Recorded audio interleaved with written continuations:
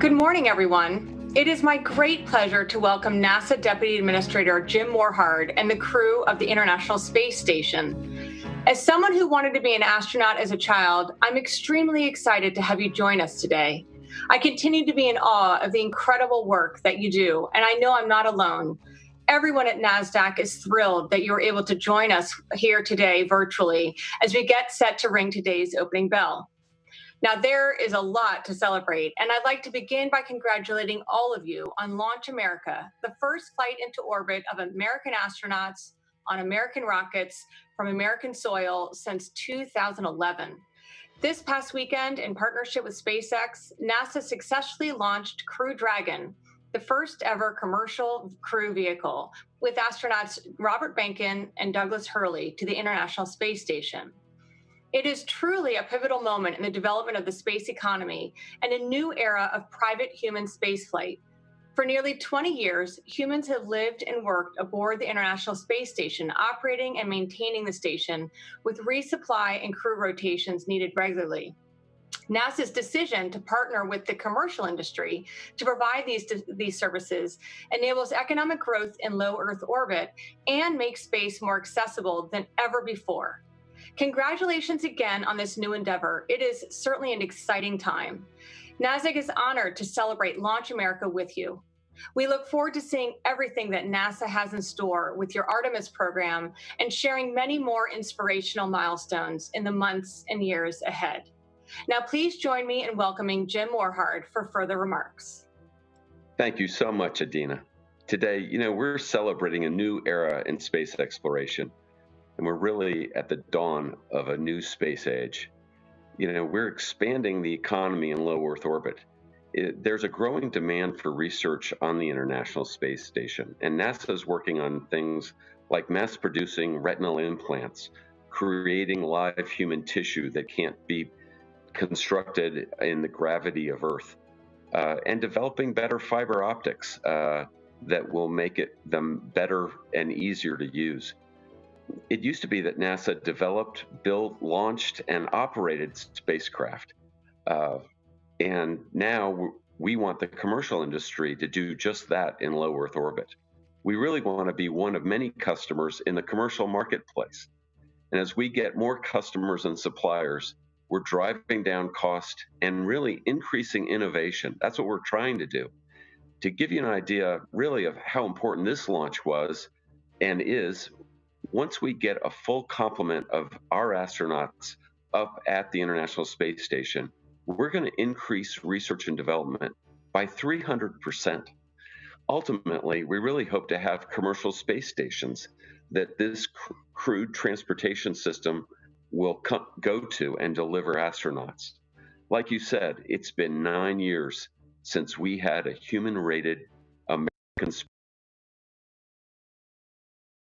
Space Center. With the leadership of President Trump and the Vice President, we're going forward to the moon in preparation to go to Mars. And to do so, we've got to start with regular human-rated spacecraft flights from the United States. And we also really need to test out on the International Space Station just how safe it is to be up there for long durations. SpaceX is doing this demonstration. It's really an end-to-end flight test to make sure all our systems are working. And that includes the launch, getting to orbit, docking. Now our astronauts are looking at how Crew Dragon and the International Space Station work together. And we'll be looking at the undocking and the re-entry and the splashdown, which will happen in the Atlantic off of Florida. You think about it, a majority of Americans have never even seen a splashdown of a space capsule. This is really the first reusable capsule and the first reusable rocket that has transported astronauts. And no private company has ever done that before. It's really, to me, it's an unprecedented milestone. This is about turning over low Earth orbit to our commercial companies as we prepare to explore the moon and Mars. We've really entered into a transformational era. And with the leadership of the president, we're going to transform space so it remains in our interest and the interest of all free nations. We do it not because no one else can. We do it really to advance the human condition of all people. And yes, we've got struggles on Earth here, but we're going to get through this time in our history. And our hope is that we're going to inspire the next generation to do stunning achievements. It's how we move forward as a species. But also, we hope to instill hope for those who need it, and again, unite the nation and the world. Now, we're happy to join NASDAQ today for your opening bell. And we're joined with Bob Behnken and Doug Hurley, who just did that amazing launch and then rode that Dragon capsule up to the station. And Chris Cassidy's with us too, and he's the current commander of the International Space Station. So Dina, I think you've got a few questions for the crew, and I'm going to leave it to you right here. Great. Thank you very much, Jim. All right. Well, I just can't believe I get to interview our astronauts today. But Robert and Douglas, you are the first people to fly Crew Dragon. The idea is that spaceships like this will enable people to become private astronauts to make spaceflight more common. What are your thoughts about making spaceflight more common and accessible to private citizens, and the role that you are playing in that development?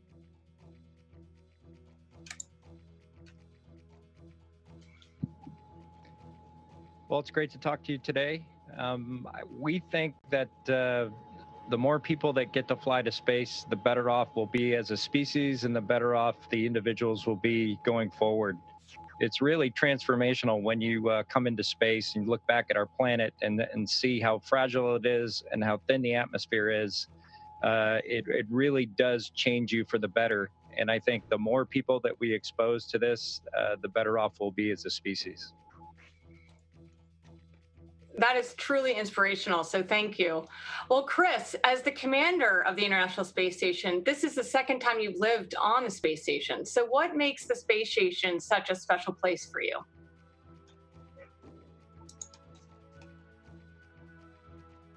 Well, on a technical answer, there's so many things that are a marvel to me that we are able to keep an atmosphere going, keep the people safe, keep the equipment running and safe, and conduct all this amazing research. But more on a philosophical level, I think it's the international cooperation and the partnership that has been forged over these 20 years that really I find so impressive and very analogous to the partnership we now have with the commercial partners, as demonstrated just the other day. So quite an impressive place to live and be. Well, that's absolutely wonderful. And what's amazing is that it's like we're talking to you as if you're on Earth, but yet you are so far above us. So it's a wonderful, wonderful pleasure and honor to have a chance to speak with you today. I think we're going to get ready to ring today's opening bell.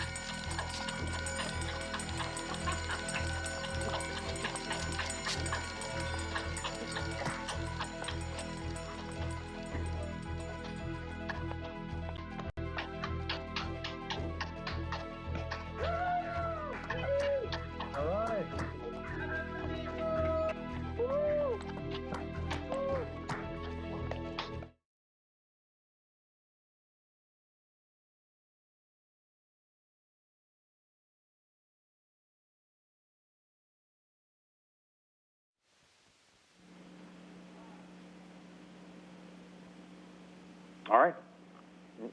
We got the opening bell there, and we are going to hand it over to Morgan Brennan for a couple of very special guests. Morning, Morgan. Good morning, Carl, and thank you.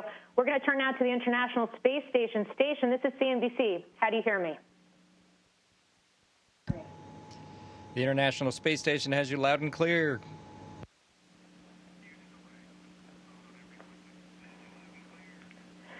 Great. Well, thank you for joining us this morning on the heels of ringing that NASDAQ opening bell. Historic weekend as Bob and Doug, you became the first astronauts launched from American soil in 9 years. First to make this journey via both a commercial rocket and a commercial spacecraft. Got to start right there. How was the ride, especially given the fact that you have the space shuttle to compare it to?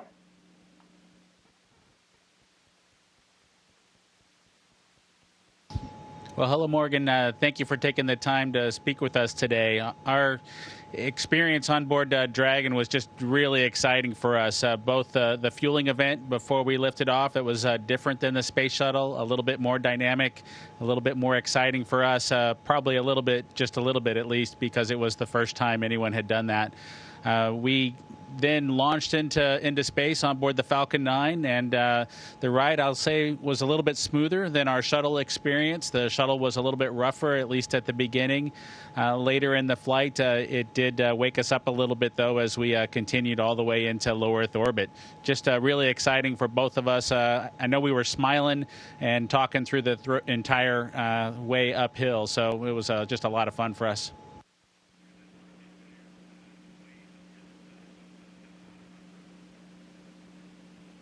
That's great. And just for our viewers, given the fact we do have a little bit of a delay, keep in mind this is a live interview. It's taking place with the International Space Station, which is 250 miles above Earth.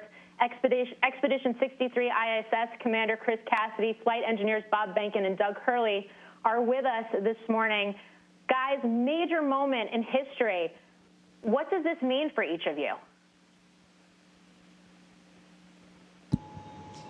Well, I think for me personally, it's a great way to fly your third time in space after 9-year wait to fly previously on the last shuttle flight. So this is a good way to kind of bookend it from a career standpoint, and to fly with two close friends and get to spend some time on the space station is just it's a real icing on the cake for me.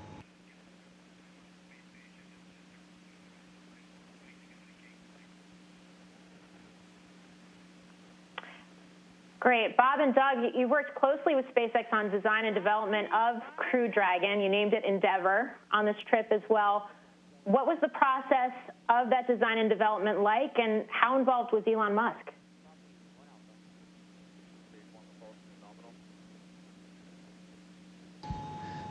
Well, for both Doug and I, we did spend quite a bit of time working directly with the team out in Hawthorne. We've, of course, visited most of SpaceX's facilities around the country at McGregor, Texas, and then down at the Kennedy Space Center. Our experience was pretty extensive. We were able to get to all the facilities, interface with all the different aspects of the vehicle. I think Doug and I went something like 32 consecutive weeks with travel out to California to work directly with that team face to face. It really just does help to be able to see each other. Managing that through the pandemic that we faced was a bit of a challenge, but one that we overcame, and the SpaceX team did a wonderful job with facilitating that, providing a clean environment and ensuring that we didn't get exposed to anything that might potentially impact hardware production or, of course, a launch delay. I do know that Elon was involved in quite a bit of the development process. I know that many of the topics that we would discuss would then be percolated up through the organization, and he would give the final approval on many of the aspects of things that we were trying to get developed. And so definitely a huge team that pulled together, and SpaceX just did a wonderful job with allowing us to be a part of that innovative process.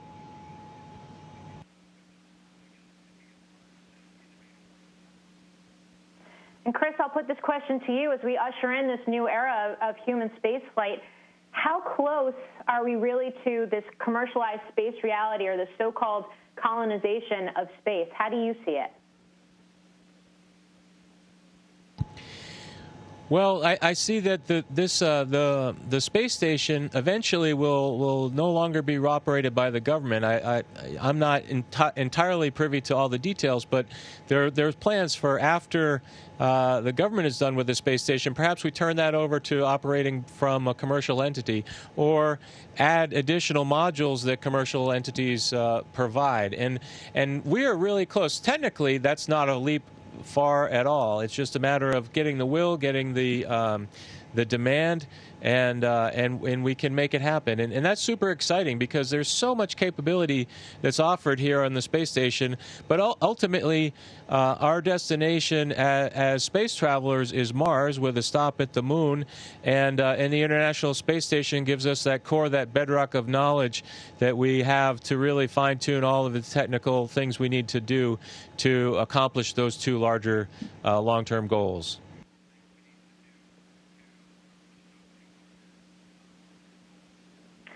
Whether it's Virgin Galactic or Blue Origin or even the prospective sale of seats on SpaceX's Crew Dragon, what do you think of all of the space tourism efforts that are underway?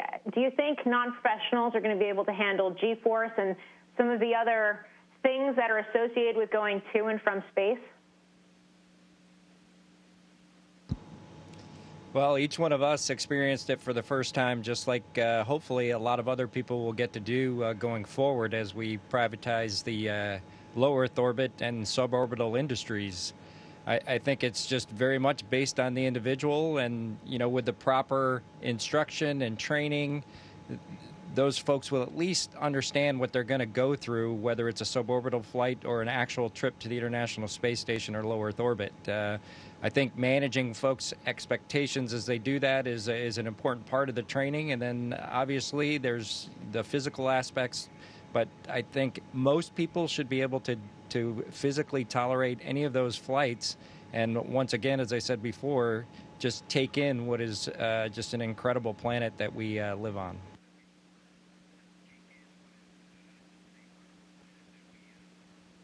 And finally, given the fact that you do quite literally have this unique view of the world right now, orbiting above it, what is the perspective or the insights that you would want to share with those of us that are, quite frankly, in what's been a difficult 2020, navigating quite a number of societal challenges back here on Earth?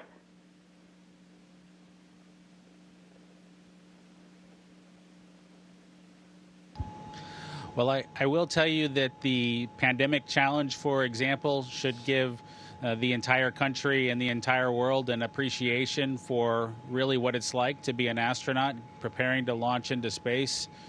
The quarantine level, the preparation to ensure that you don't bring anything you don't want all the way into orbit and infect or pass it on to your crewmates is something that we've done for years as astronauts. And if you look back in our history of our space program, there was a time when the astronauts returning from the moon went into a lockdown and a quarantine behind the glass to just make sure that nothing came back with them that we didn't want to have back on Earth. And so I think that what's called the overview effect that astronauts typically achieve when they accomplish their first space flight and look back at the Earth and realize that there are no boundaries or borders really observable from space for the most part.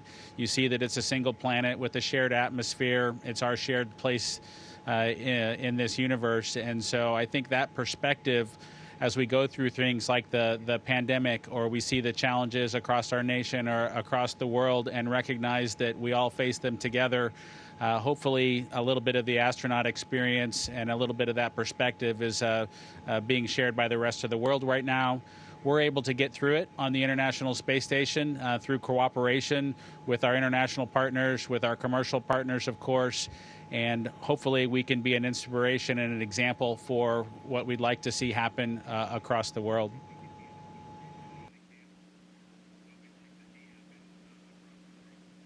I think I speak for many people when I say you are inspiring us right now. Thank you so much for your service and your bravery. May you all have safe journeys back to Earth when that time does come. Bob Behnken, Doug Hurley, Chris Cassidy joining us exclusively from 250 miles above Earth at the International Space Station. Thank you so much.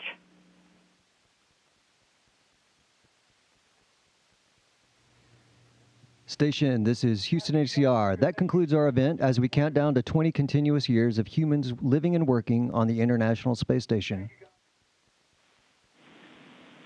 Thank you to all participants from NASDAQ and CNBC. Station, we are now resuming operational audio communications.